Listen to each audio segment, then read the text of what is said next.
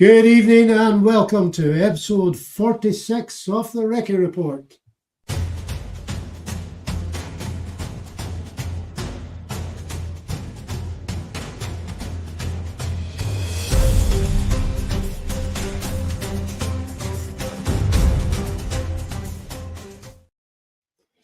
Hi folks, my name's Cliff Purvis, former British Army Corporal. And I'm Russ Denny, former British Army 1 Officer Class 2. Thank you for joining us. Yes, Ross, good to see you again, buddy. Always, Cliff, always a pleasure, my friend. Righty, so we have got a little bit to be talking about this month. We are weeks away from one of the most important elections that Scotland will ever have. It's the last important one we had. We have got suddenly manifestos are appearing. All those political parties are promising us stuff and saying how poorly we've been under SNP government, and they're going to improve things. Really. And talking of elections, I think first off, Russ, we should give a huge shout out to the good voters of Hungary. Yeah. Orban is out. I think 16 years he was in, wasn't he? 16 years, yeah. Yeah. That's phenomenal. It really is. Yeah, that's absolutely outstanding. I've actually spent basically a long weekend in Budapest, which is another lovely capital city. And if you ever get a chance of going out to Budapest, please do. It's fantastic to do. But I found the locals absolutely fantastic. Any Hungarians I've come across in the UK have been fantastic people, and they've all said the same thing about their oppressive, authoritarian, democratically elected leader. But he's gone. It's no more. It is a was. And I think it's a good way of showing that that even if you have, corrupt election practices, which Hungary obviously had, that doesn't work if no one votes for you. Yeah. As Trump is finding out in the States now that I don't know if you're aware, but there is ongoing elections in America, not just the midterms that's coming up, but things like school board elections, attorney general, state legislature, that sort of stuff. All right. And the Republicans are bleeding votes hand over fist. They really are. Well, some of them are still winning, but they've gone from kind of like a plus 20 in the results to like plus 2. So that's a massive swing. Yeah.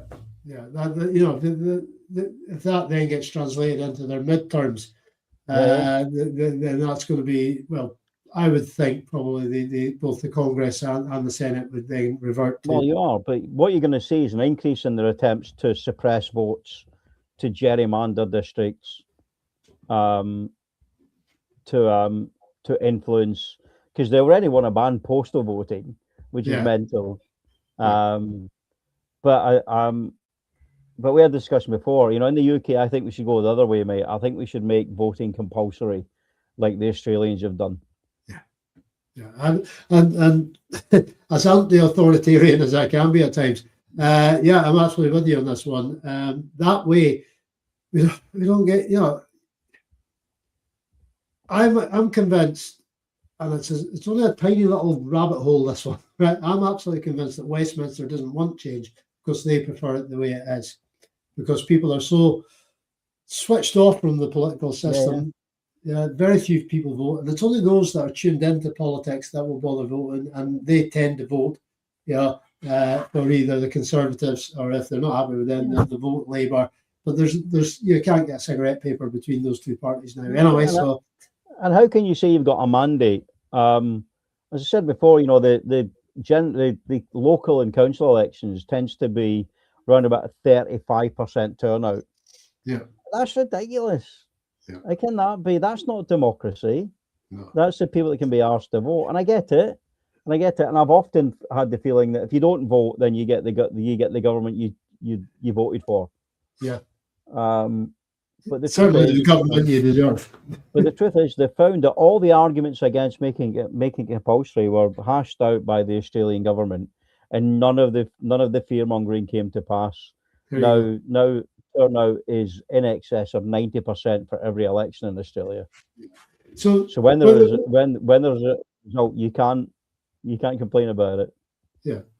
No, I think that's an absolutely fantastic idea, and on independence, it's another thing we can hope to strive for, because Westminster will never change it. They'll never change first past the post system, because that works for them as well. Yeah. Well, yeah. So suddenly Russia's lost its seat at the EU. Yeah. Yeah. Yeah, that's all good stuff. Ukraine will be given it, yay! Our flank protection's back in. Poland's all happy. I caught a bit from the Polish Prime Minister who was doing metaphorical backflips with this one, and I think it's stopping a rot. I mean, the Netherlands last year or earlier on last year it was they were due to go extreme right wing, and they kicked that into touch as well. So this thing that popular mainstream media would have us believe that the whole world is turning to the right, may not actually be happening. I'd seen the video of the locals in Budapest that would have been going up the escalator in the subway, Russians out, because they know how heavily influenced they've been by that. It's a wonderful country, Russia. It's just run by horrible people, and anybody that likes Putin definitely needs their head examined at Farage.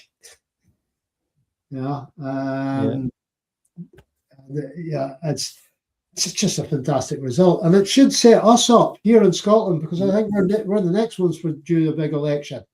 It should set us up for what we can do with our little vote. Does our vote count? Absolutely, our vote counts. Yeah, it does, and maybe what we should be looking at tonight is that what the Rise of Reform and Restore UK have done have shown up the true colours of the right-wing parties in this country, with the amount of Tories that defected to them. The ones that like, we would never have Priti Patel in our party. Off you come then. Yeah. And you come. But not just that, about how weak the opposition was to counter that. Yeah. That the Tories are in meltdown. Labour just never seemed to get off the starting blocks, and it's a real shame. And I think, and Starmer had so many opportunities to be a strong leader, in response to Trump and to Farage and all these other ones, to say no. Do you know what? No. Instead, it was, let's be diplomatic. No, there's a time for diplomacy. Yeah. But when diplomacy has failed, which it clearly had at that point, you need to be strong, and he wasn't. He was very Neville Chamberlain about the whole thing, wasn't he? Oh, without a shadow of a doubt. And that's one of the reasons that I'm now actually warming to our First Minister, John Sweeney. Right? I said, we need a battle leader, and I'm on record as saying that. Well, he's actually coming out with some phrases now that are warming my cockles. He's not shy in calling out the fascist comments when they appear.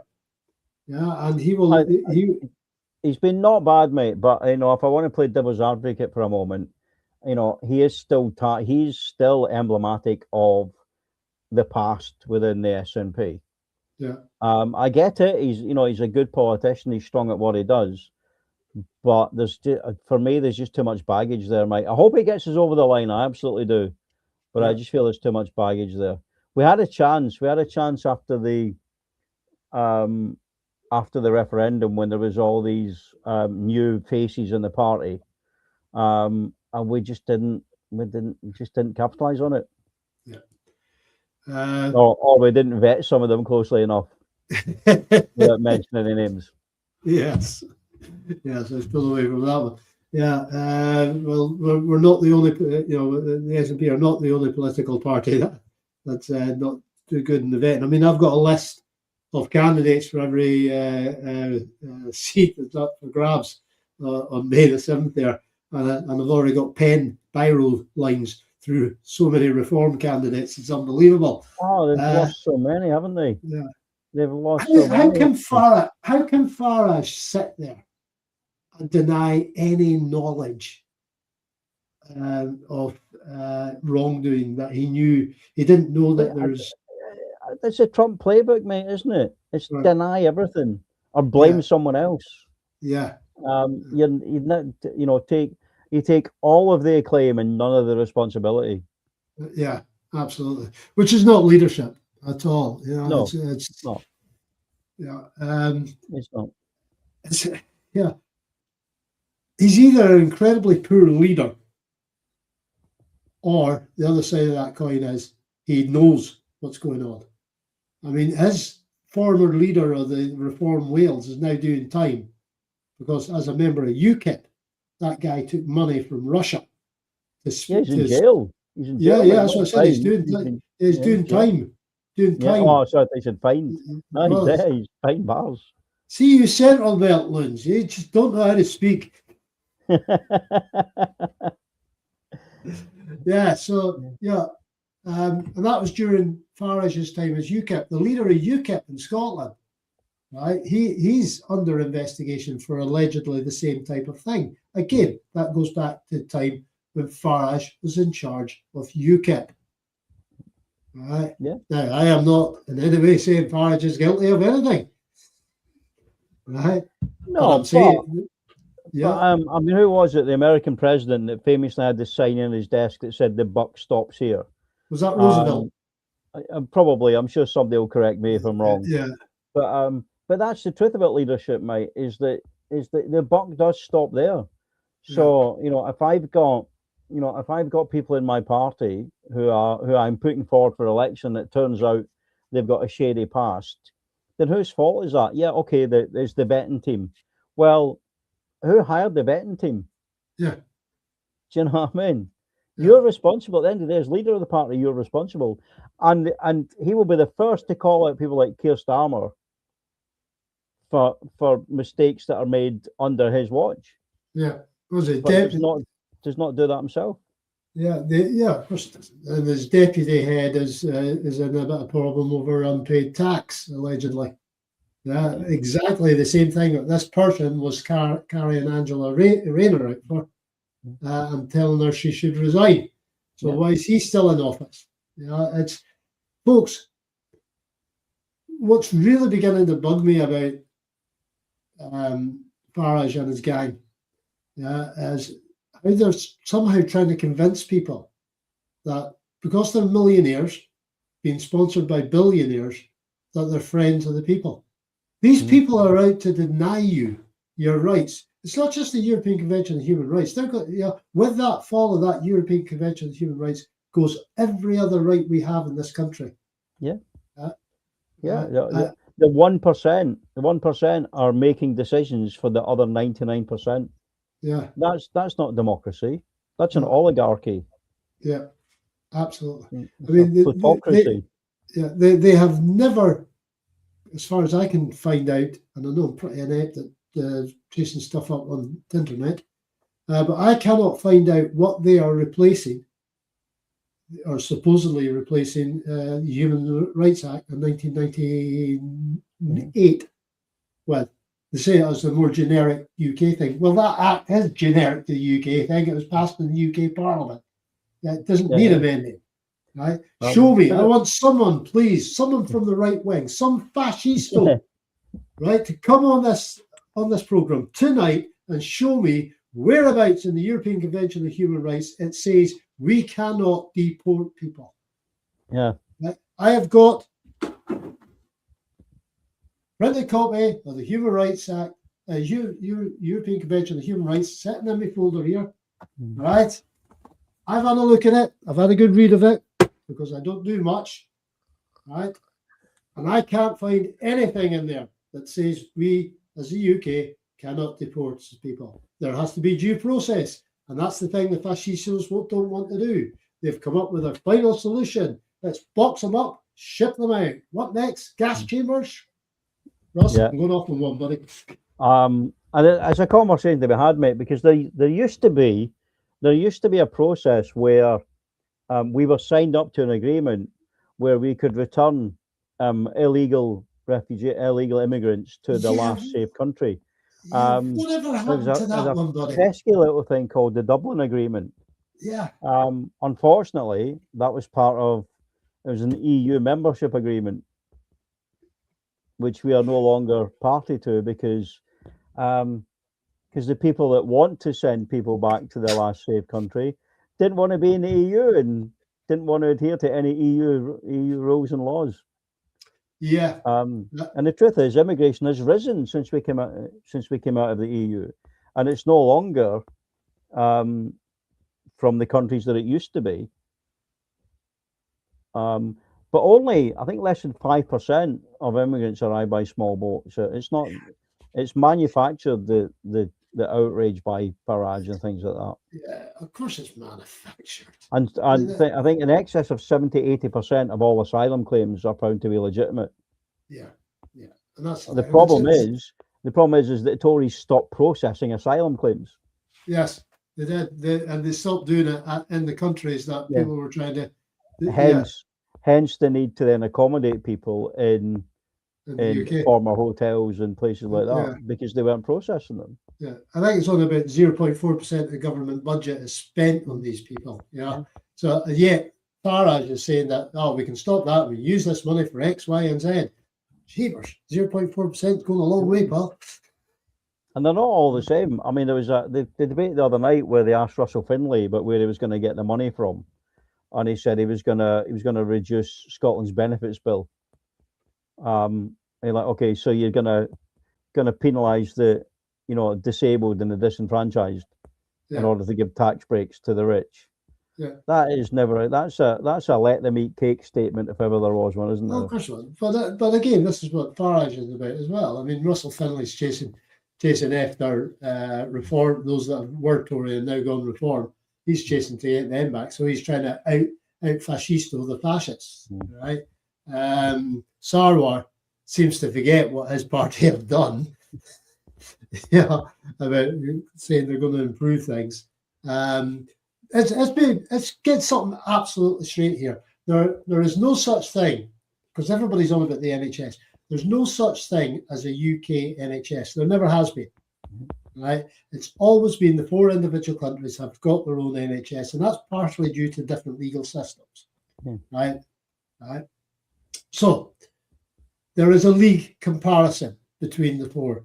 And the A&E timings that Sarwar seems to want to throw about the place, right? Scotland, the NHS in Scotland is not perfect, and I'm not saying it is. We could always do with more money in that place, and grief the people that work in there do an outstanding job with what they have. Yeah, but the A&E league table shows that Scottish hospitals are consistently top and have been for the last 9 years. Right now, who's been in government for those 9 years in Scotland? Well, that would be the SNP. So when Sarwar comes out with he's going to improve the NHS in Scotland, why didn't his party do it? Why aren't his party, who are in power in Westminster, why aren't they throwing money at the NHS just now? And Wales. Labour in Wales, they're just not doing it. Because it's theatre, mate. It's still a joke, isn't it? They're going to promise you everything. Yeah. And then the day after the election, it's just all forgotten about. It's all forgotten about. That's what they all do. I mean, look at Reform when they won that council. Within days, they had resignations. They had the admittance that they couldn't do what they said they were going to do. Yeah. Because it was not there. Yeah. The waste and corruption just wasn't there. Yeah, this was it the Doge, DOGE. Yeah, was it Department of Government Expenditure or whatever they call it from America? With this is what they're going to be implementing, and it's fallen flat on its face in Kent. In fact, I think they blew a heck of a lot of their budget on flags. Let's get the flags up. Yeah, let's get the flags up. And let's not forget, right? The government doesn't have any money. Right? They don't make money. All the money they have is provided by us, the taxpayers. Right? And yes, they've overspent. But roll the clock back to 1945, 1946. This country was proper skint. Mm-hmm. Right? We just had 6 years of war, preceded by, a relative piece of calm before another war. We were skint. and yet a Labour government managed to set up the NHS in England, right? And were skin and fund it. So this claims now that the NHS is on its knees is because the political decision has been made not to fund it. Yes. Or to carve parts off to the private sector. Yeah, absolutely. Yeah. There's that dodgy information people that Sarwar's involved with. Forget the name of them, but he's what get them involved and speeding Honestly, I can't remember who it was. It might have been Mary Black. I'm hoping it was, who stood up in Parliament and said, "You never hear, you hear people stand up and say we can't afford this, we can't afford that. You've never heard one MP stand up and say we can't afford this war." Yeah, absolutely. And that's where the money goes. Yeah, except even that, our defence budget's blown out as well. It doesn't go on guns and manpower. It goes on the political posturing, mate, doesn't it? That's where the money goes. We never said, "I'm sorry, we can't get involved in this little jaunt in the Middle East this time. We're broke." No, it's like, off you go. We find the money and we just go into more debt. So instead of the political focus being on war, be it on looking after your people. Yeah.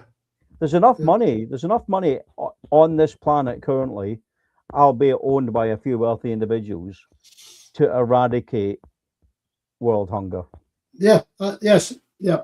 Yes. I think I read something that was about 4 or was it 8 individuals could totally get rid of world hunger. Let's talk the Gulf states. Seems they're in the news lately. How much money have they got? Yeah. Oh yeah. Yeah. They could. Yeah. 4 of those states could eradicate hunger permanently. Yeah. But no, they don't. They don't choose. They choose not to. Talking of the Gulf. Yeah. And conflict. Did you read about Trump? Did you read about Trump? He's going to blockade the blockade. Yeah.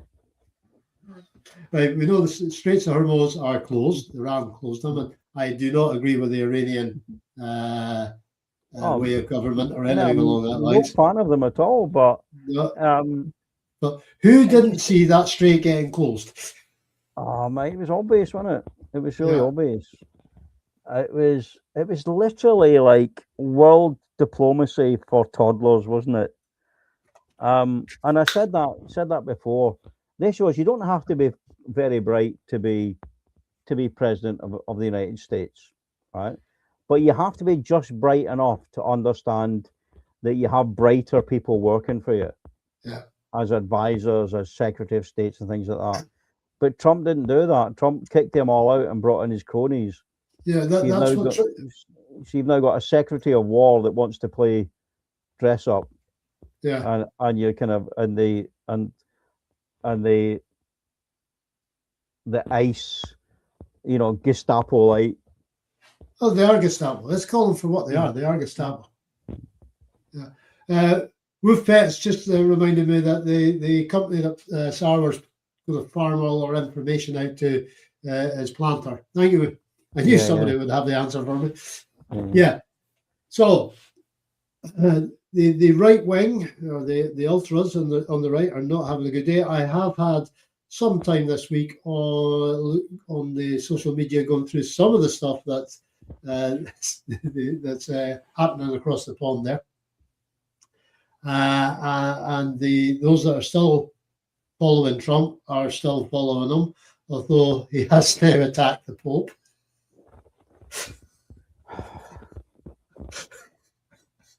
And I'm sitting there going, "Ooh, that's going to hurt your votes, pal."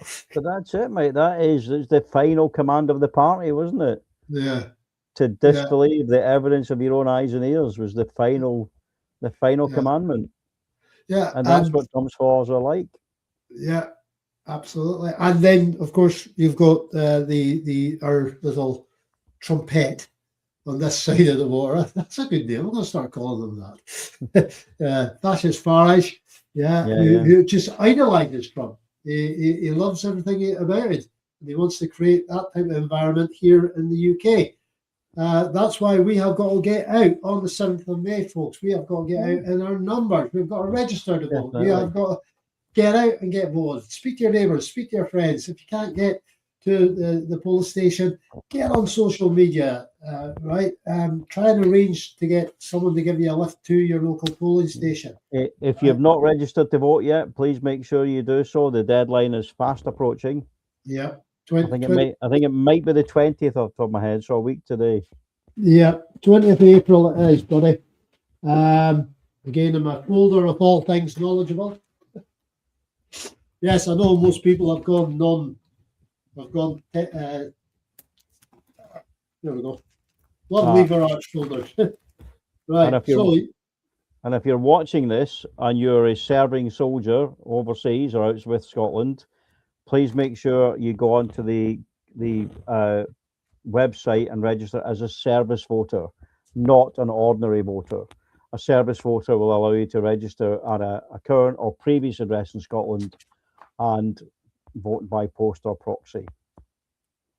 There you go. And you can take it from Russ, because he used to do that in the military, didn't you, old chap? I was the unit electoral registration officer, for my sins. Yeah. Yeah, 20th of April, buddy. It is. So get yourself on there, get yourself registered, get out, get voting. Right. We have got a chance of kicking fascism back into touch. Right. That horrible, nasty ideology should not have been able to raise its head. Thank you, mainstream media, for giving them such a wide platform, a platform totally beyond what their actually fan base was about. And yes, I'm in a narky mood tonight. And when it is vanquished, as it inevitably will be, we will not let them forget. Yeah.